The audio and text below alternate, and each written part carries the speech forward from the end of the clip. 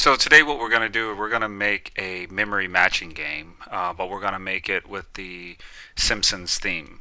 And basically, before you make any game, before you start any project, it's wise to always do your documentation first to get your ideas out on paper or on digital paper, whatever, to document your ideas. And remember, just because you're documenting it doesn't make it hard and fast. Doesn't mean it's going to have to stay that way. It just means you're clarifying the path that you need to take in order to complete the task at hand.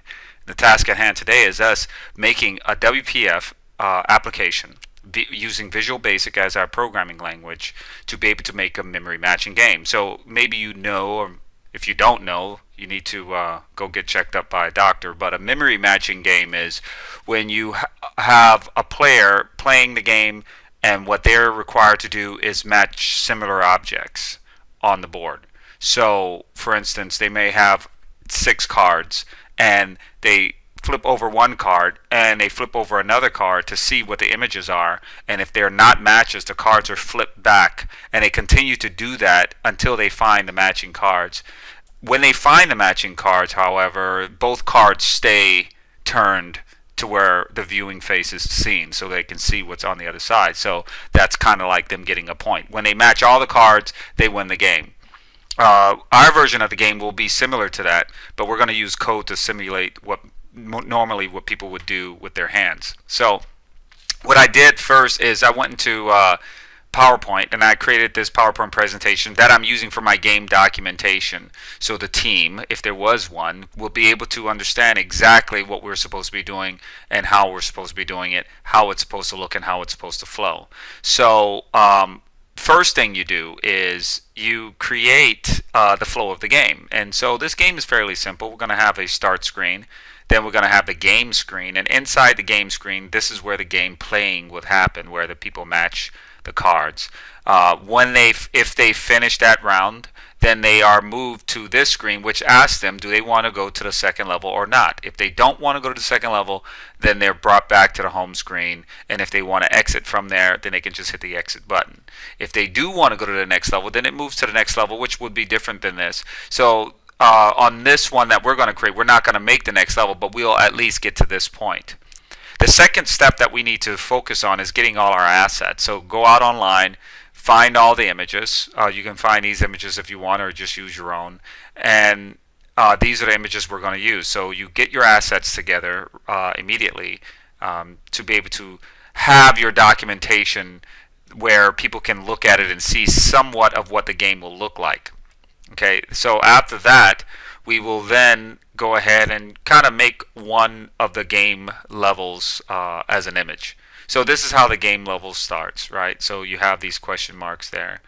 And then you select the proper one, or you select a card. And if it is correct, then it stays open like this. See, Homer was selected twice, so it stays open. Now, when I read this, it gives me the idea, which we're going to have to confront, when a player selects this card and they select that card again, meaning they select Homer twice.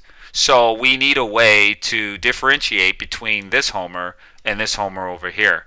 The other thing is, when you select a card that is not identical, then we're going to create something like a timer or something that will flip the cards back to the question mark. Now, the thing I'm thinking about doing here is making all of these 2 separate cards. So the one on the bottom is just an image or a card that doesn't have any clicking events, and then the one on top is a card that does have clicking events. So I'm thinking of putting 2 cards on there. You could do this either way you want, but I'm thinking of the best way to do this, the quickest way to do it, but also a way to do it to where our application is something that can actually expand later on. So we're going to use object-oriented technologies or concepts in order to do this game, in order for us to be able to have a game that we can actually add other levels and actually expand the game later on. So the next thing I do is I go over the logic behind the game. So I'm going to make this truth table over here. Then I kind of do this graphical almost as if I have the cards on the table, and I want to manually or physically go through the motions of my algorithm to see if it works.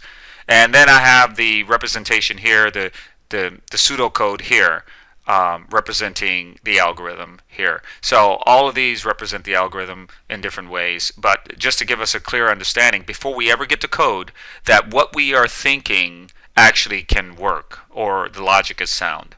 So let's look at the logic that I have here. If first clicked equals nothing, then flip the card, and then the first selected will equal the card, the second selected will equal nothing, and then whatever was clicked will equal nothing.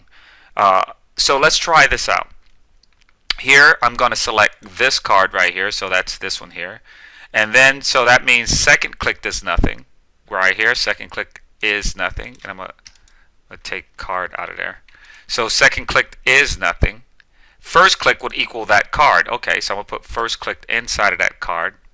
And you see the number 2 here, so that shows me that I am right here at number 2 in my code, my pseudocode.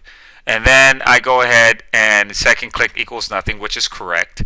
And then I return right here. Okay, so now I return. So I'm back to square one, and I'm going to do all this over again. So then I select this card here, which is this one here. And then I can say second click equals this card. Okay, so let me put second click there. And then I'll say first click equals this card, which is correct. First click does equal that card.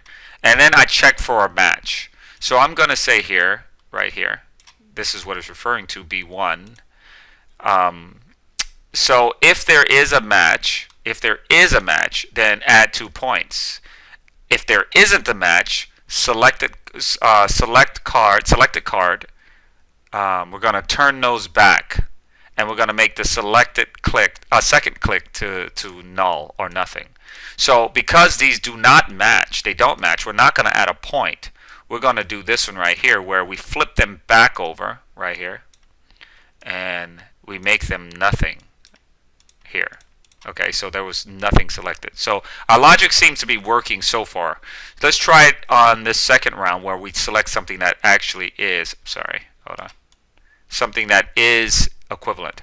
So I'm going to select this one here, which is this one here, and we know we put it there, and the second click is nothing, and the first click is this. That is correct. So we're right back here at number 2, and then I'm going to go over here, second clicked. So now I'm going to go ahead, this is not correct. Second clicked is nothing. Nothing right there. And then we just want to return. Alright, so then I'm going to select another card that's the same, and the second click will equal that card, and then the first click is also that card. So therefore I go ahead and add points, because as you can see here I have 2 of the same cards. And if I have 3 points, then I'm going to move to the next level. So it looks like the logic works pretty well. Unless there's something I'm not saying or something I'm not seeing. But if you do this, you'll be well on your way of creating a well-developed application. So now that we got our documentation and our logic and our visuals out of the way, let's go ahead and start programming this game. So I'll see you guys in the next video.